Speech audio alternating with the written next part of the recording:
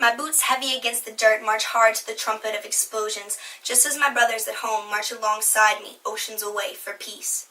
Screaming children run past me, naked against the hot sun. The humming of the helicopters pull me back to reality to see a boy humming along as he walks with a smile upon his face. Joseph Komunyaki's Facing It approaches a highly personal tale of his memories and the events surrounding a trip to the Vietnam Veterans Memorial. Having left a piece of himself on the battlefield, he struggles with just how much of himself he has left to leave with his comrades and just how much he has left to go on. My black face fades, hiding inside the black granite. I said I wouldn't, damn it, no tears. I'm stone. I'm flesh. My clouded reflection eyes me like a bird of prey, the profile of night slanted against morning. I turn this way. The stone lets me go. I turn that way. I'm inside the Vietnam Veterans Memorial again, depending on the light to make a difference. I go down the 58,022 names, half expecting to find my own in letters like smoke. I touch the name Andrew Johnson. I see the booby trapes right flash, names shimmer on a woman's blouse, but when she walks away, the names stay on the wall. Brushstrokes flash, a red bird's wing cutting across my stare. The sky, a plane in the sky, a white vet's image floats closer to me, then his pale eyes look through mine. I'm a window. He's lost his right arm inside the stone. In the black mirror, a woman's trying to erase the names. No, she's brushing a boy's hair. Joseph Komunyaki is an American man who's fought many metaphorical and actual battles. Born April 29, 1947, he was a man with many struggles. A black man before the civil rights to a soldier in the Vietnam War. Joseph's poetry comes from a very personal experience where the narrator and the author become one. Together, our author and narrator take a nostalgic journey to the Vietnam Veterans Memorial, and it's here that our story takes place. 8,744,000 American troops were engaged in the 14 years that the U.S. was involved in the war.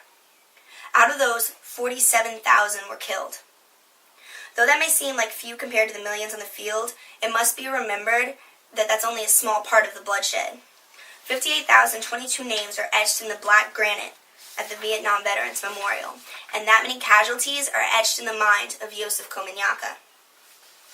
It is these deaths playing on his conscience as he still stands alive that haunts Joseph's peace of mind and pulls him into the stone.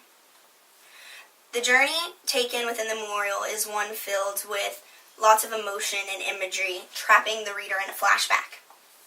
The first 5 lines of the poem introduce an emotional toil of the situation on our narrator. The word black is mentioned twice within the first line.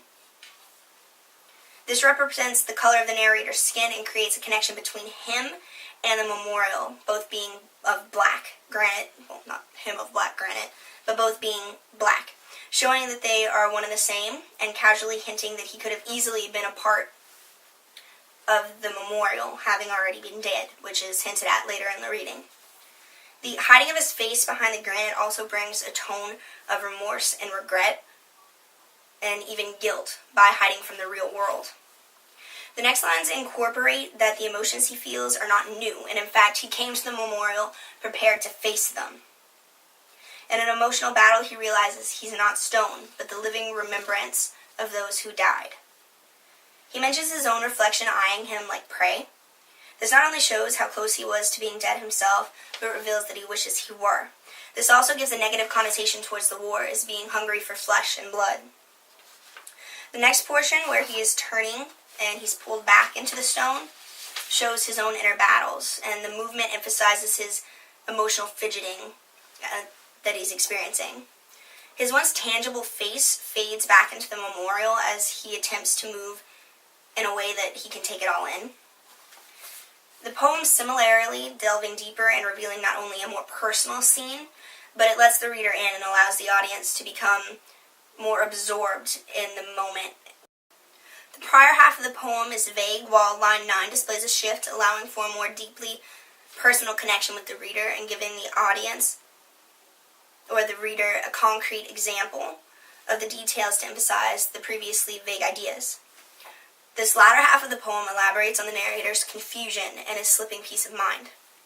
Joseph states the number of the names, bringing the somewhat illusion that we were in back to reality. He again emphasizes emphasizes how surreal it is that he's still alive and living among his dead comrades by referring to his name appearing there in smoke. Bringing another example to the tragedies he's experienced, Yosef mentions another veteran in a flashback. Again, focusing on the reality of the war for him, Yosef describes an old friend and how that friend was killed.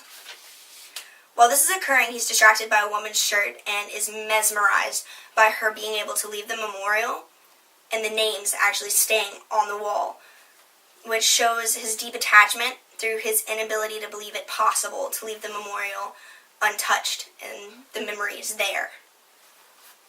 Yosef is also having trouble distinguishing the past from the present, reality from imagination, while going from flashback to focusing on the woman to seeing a ghost.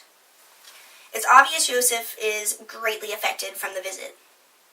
Lost in thought and going in and out of actuality, Yosef touches on the fact that it doesn't seem real to him, while he still struggles to figure out just how much of himself he can leave behind.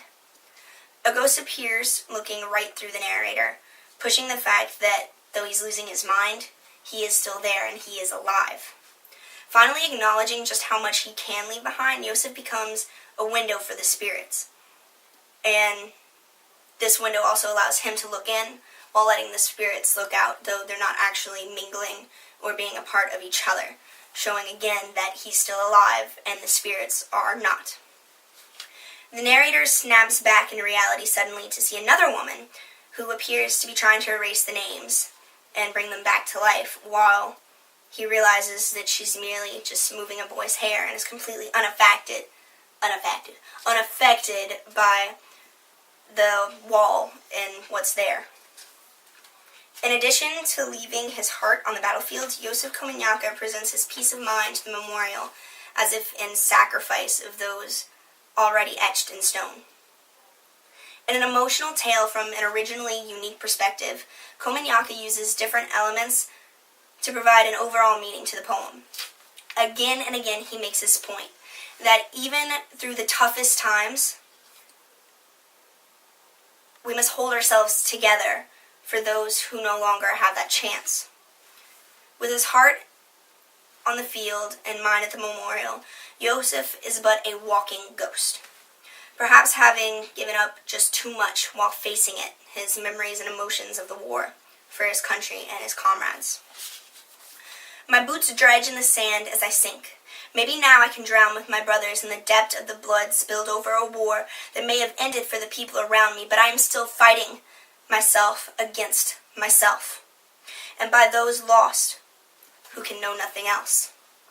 Yes, in the dirt and sand I sink down to drown in the blood of all 58,022.